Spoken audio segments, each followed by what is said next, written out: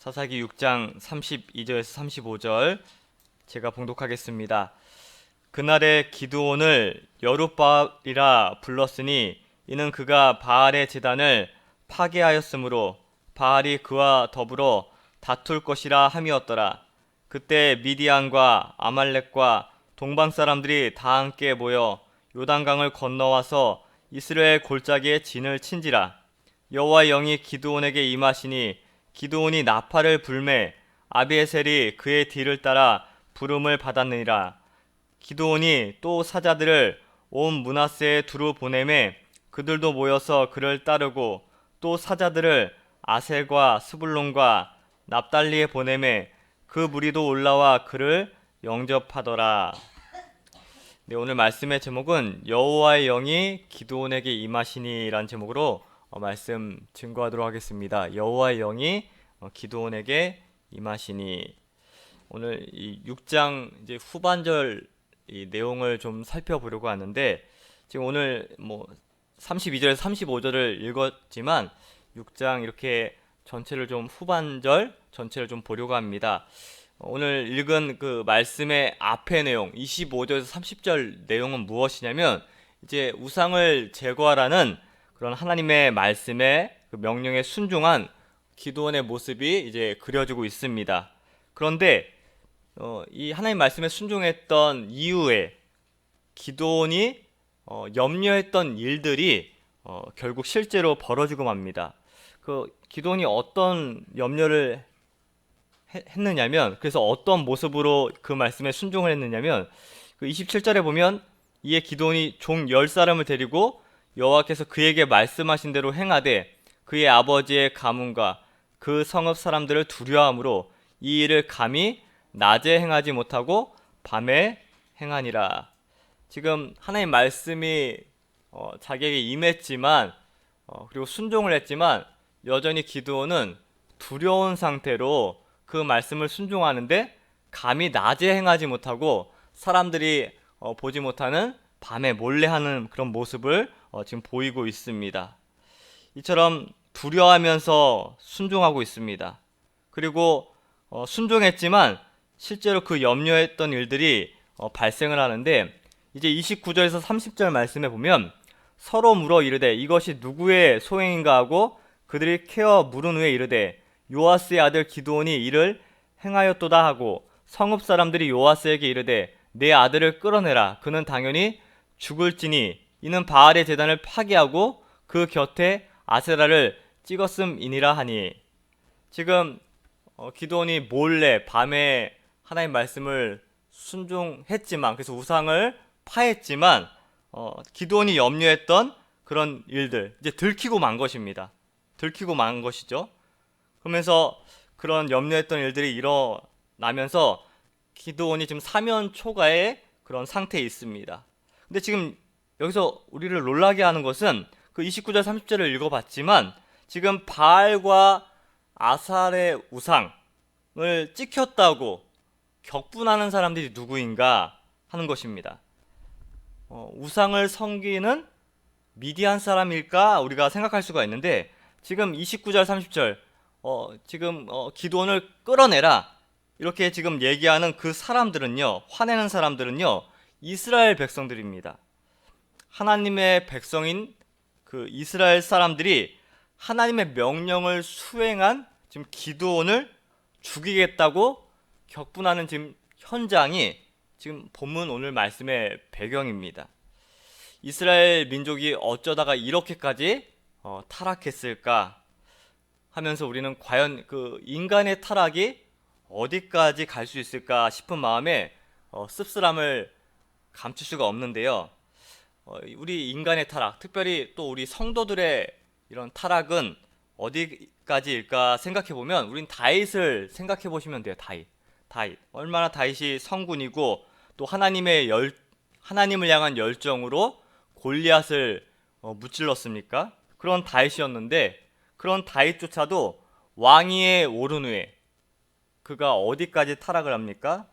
남편이 있는 여자와 동침하고 또 그 일을 숨기기 위해서, 자신의 악행을 감추기 위해서 자신의 충신이었던 우리아를 죽이는 그런 비열한 자리까지 갔던 것이 다윗입니다. 이처럼 이 인간의 우리가 내세우는 그 인간의 의라는 것은요, 원래 이처럼 벼랑 끝에 서 있는 것입니다. 자신만만해 해서는 안 됩니다. 마치 이 인간의 의는요, 살얼음판을 걷는 것 같이 위태로운 것입니다. 한 발만 잘못 디디면 이 나락으로 절벽으로 떨어지고 마는 것이 우리가 갖고 있는 그 인간의 의인 것입니다. 예전에 교회에서 이영 목사님과 이렇게 있을 때 도서관을 그때 운영을 했는데, 그때 그런 얘기를 했어요. 그 책 정리하다가, 그때 한참 이제 유명한 교회 목사님이 책도 많이 쓰시고, 근데 그 청년 사역으로 유명했던 분인데, 이렇게 성추행 문제로 이렇게 큰 어려움이 있었던 일이 있었던 그 수치, 그것을 얘기를 나눈 적이 있는데, 그러면서 얘기를 나눴던 부분이 절대로 우리가 부인할 수 없는 것이 인간의 이 연약함, 인간의 상태라는 것입니다. 그 분도 유독 그분이 위선자였기 때문에 생각하지 않습니다. 잠깐 방심했을 때 사실 누구나 그렇게 무너질 수 있는 것입니다. 연약한 인간이기 때문에 우리가 잠깐 방심하면요, 그 틈을 절대로 마귀는 놓치지 않는 것입니다. 그래서 우리는 항상 두려운 마음으로 이 말씀을 좀 새기셨으면 좋겠어요. 그 고린도전서 10장 12절 말씀에 보면, 그런즉 선줄로 생각하는 자는 넘어질까 조심하라 말씀하고 있습니다. 우리가 선줄로 생각했을 때 넘어지기 아주 십상입니다. 이 번역을 그 현대어 성경으로 보면요, 좀 더 우리 마음에 와닿게 표현을 했어요. 어떻게 표현을 하냐면, 그러므로 조심하십시오. 누가 언제 같은 죄를 범할지는 아무도 모릅니다. 누가 언제 같은 죄를 범할지는 아무도 모릅니다. 우리는 자신만만해 해서는 안 되는 것입니다. 다음은 나을 수도 있다는 생각을 늘 마음판에 새기고 있어야 하는 것입니다. 조심하지 않으면 저희들도 똑같은 그런 실족의 자리에 빠질 수 있는 것입니다. 언제 내 차례가 될지 모른다는 그런 주의함이 있어야 하는 것입니다. 그래서 그 베드로전서 그 부분을 쭉 계속 앞뒤를 살펴보면 5장 8절에 이런 말씀이 있어요. 근신하라, 깨어라. 너희 대적마귀가 우는 사자와 같이 두루다니며 삼킬 자를 찾는다. 너무나 유명한 말씀이죠. 이 마귀는요, 우는 사자와 같이 두루다니며 지금도 삼킬 자를 찾고 있기 때문에, 그렇기 때문에 저희는 더욱더 근신하며 깨어 주의해야 하는 것입니다. 그렇다면 어떻게 해야 근신하며 깨어 주의할 수 있을까? 사실 저희는 다 알고 있어요. 그 베드로전서 4장 7절에 보면, 그러므로 너희는 정신을 차리고 근신하여 기도하라. 자, 어떻게 근신할 수 있습니까? 기도해야 깨어 있을 수 있는 것입니다. 기도함으로 우리는 삼가 조심할 수 있는 것입니다. 그러므로 앞으로도 이 기도의 불길을 꺼트리지 말고 계속 기도하는 이어가는 생활을 하심으로 말미암아 그러할 때 우리의 최대의 적인 마귀에게 속지 않을 수가 있는 것입니다. 그런가 하면 오늘 다시 본문에서 우리가 교훈받을 수 있는 내용 그 두 번째는 무엇인가 하느냐면요, 먼저 그 사사기 6장 34절 35절을 읽어보면요, 6장 34절 35절의 말씀을 읽어보면, 여호와의 영이 기드온에게 임하시니 기드온이 나팔을 불매 아비에셀이 그의 뒤를 따라 부름을 받으니라. 기드온이 또 사자들을 온 므낫세에 두루 보내매 그들도 모여서 그를 따르고, 또 사자들을 아셀과 스불론과 납달리에 보내매 그 무리도 올라와 그를 영접하더라. 여기 보면 아비에셀 사람들이 34절 35절 말씀에 지금 열거되고 있습니다. 이 사람들이 누구일까? 이 사람들은요, 기드온의 그 고향 사람들입니다. 고향 사람들. 이 고향 사람들인데, 이 사람들이 사실 누구입니까? 아까 29절 그 30절을 읽어봤지만 기드온이 우상을 없앤 것에 격분하며 기드온을 죽이려고 했던 그런 고향 백성들입니다. 그렇게 타락하고 변질된 사람들이었는데 지금은 갑자기 다른 사람들이 되어서 이 미디안 연합 세력의 공격을 막아내는데 이 백성을 소집하는 그 기드온의 나팔 소리에 가장 먼저 반응을 보였던 고향 사람들입니다. 우리가 이런 상반된 모습을 보면서 우리가 좀 살펴볼 필요가 있습니다. 어떻게 이렇게 변화되었을까? 그 같은 장에서 갑자기 어떤 일이 있었기 때문에 이런 변화된 모습이 이스라엘 백성들 가운데서 나타날 수가 있었을까? 여기서 우리가 깨달을 수 있는 부분은 첫째로 이 성령 충만이 주는 이 능력입니다. 이 성령 충만할 때의 능력, 이것이 오늘 성경에서 이 고향 사람들이 변화된 아주 중요한 부분입니다. 기드온의 능력으로는 그렇게 타락한 사람들을 변화시킬 재간이 전혀 없습니다. 우리에게는 그런 능력이 절대 없어요. 그런데 기드온에게 성령이 임하자, 성령의 능력이 임하자 사람을 변화시키는 능력이 나올 수가 있었던 것입니다. 34절 다시 읽어보겠습니다. 여호와의 영이 기드온에게 임하시니, 지금 여호와의 영이 기드온에게 임했을 때, 그러니까 성령의 능력이 기드온에게 임했을 때 기드온에게 그런 능력이 발생했던 것입니다. 이 성령의 능력, 이것이 너무나 중요해요. 이 성경에서 특별히 성령의 능력을 표현할 때 그 단어가 잘 아시는 두나미스입니다. 폭발력, 다이나마이트. 그러니까 이 성령의 능력이 바로 이 폭발력이 있는 것입니다. 그처럼 타락했고 강팍했던 아비에셀 사람들을 변화시킨 능력은 바로 기드온의 능력이 아니라 바로 이 성령의 능력이었던 것입니다. 기드온이 얼마나 두려운 사람입니까? 어제도 살펴봤지만 옹색한 사람이었고 연약한 사람입니다. 우리의 성전과 너무나 비슷한 기드온이었어요. 오늘 하나님의 명령을 순종하는 그 순간에도 기드온은 두려워가지고 낮에 그 일을 하지 못하고 밤에 몰래 했던 사람이에요. 그렇잖아요? 아까 27절 다시 보면 하반절에 이 일을, 그러니까 두려움으로 이 일을 감히 낮에 행하지 못하고 밤에 행하니라. 여전히 옹색하고 두려움이 많고 걱정이 태산인 사람입니다. 저희랑 너무 비슷하죠?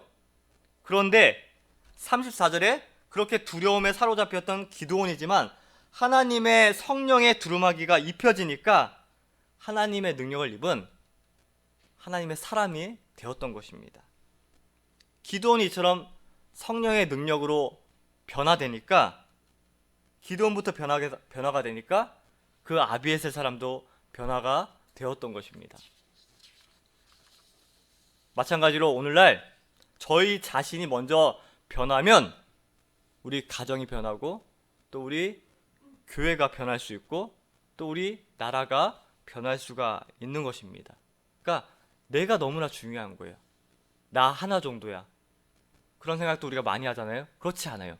내가 변하면 그 변화의 큰 시작의 출발점이 될 수가 있는 것입니다. 그렇기 때문에 저희가 이 시간 기도하면서 구해야 할 것은 저희들도 이 성령의 능력이 강하게 우리에게 작용될 수 있는 사람이 되게 해달라고 기도하셔야 하는 것이에요. 예수님도 마찬가지입니다. 예수님께서의 공생의 사역을 시작할 때 아주 중요한 대목이 있는데요. 예수님도 공생활을 시작하시면서 가장 먼저 덧입으셨던 것이 바로 이 성령의 능력이었어요. 그 누가복음 4장 1절 한번 보겠습니다. 누가복음 4장 1절에 보면 예수님께서 이제 광야에 나가셔서 40일 금식 기도를 하시는데 거기 누가복음 4장 1절에 보면 예수께서 성령의 충만함을 입어 요단강에서 돌아오사 광야에서 40일 동안 성령에 이끌리시며, 지금 예수님도 공생애를 시작하시면서 성령의 충만함을 입는 것과 더불어 이제 마귀의 세 가지 시험을 다 물리치십니다. 근데 그 마귀의 세 가지 시험을 물리치는 그 대목에서 어떤 내용이 나오느냐면 그 누가복음 4장 14절 보세요. 누가복음 4장 14절에 보면 중반절에 보면 다 읽겠습니다. 예수께서 성령의 능력으로 갈릴리에 돌아가시니 그 소문이 사방에 퍼졌고 예수께서 성령의 능력을 입고 갈릴리로 돌아가셨다 이렇게 말씀하고 있습니다. 예수님도 성령의 능력으로 공생애를 시작하셨던 것입니다. 이처럼 우리에게도 지금 성령님의 능력이 필요한 것입니다. 우리가 할 수 있는 것은 아무것도 없어요. 아무것도 없습니다. 그렇기 때문에 우리 모두에게 바로 이런 성령님의 능력, 또 성령님의 영이 두루 임해서 능력 있는 하나님의 사람들이 다 되시기를 간절히 소망하겠습니다. 또 이 야베셀 사람들이 이 변화 받은 것, 여기서 우리가 또 교훈받을 수 있는 부분은 계속적으로 지금 말씀드린 부분이지만 바로 이 한 사람이 중요합니다. 한 사람, 변화된 그런 한 사람의 중요성을 우리는 또 얻을 수가 있는 것입니다. 옛날 같으면 물론 오늘 본문에서도 이 미디안 연합군의 침공에 얼마나 부들부들 떨고 있는 기도원 아닙니까?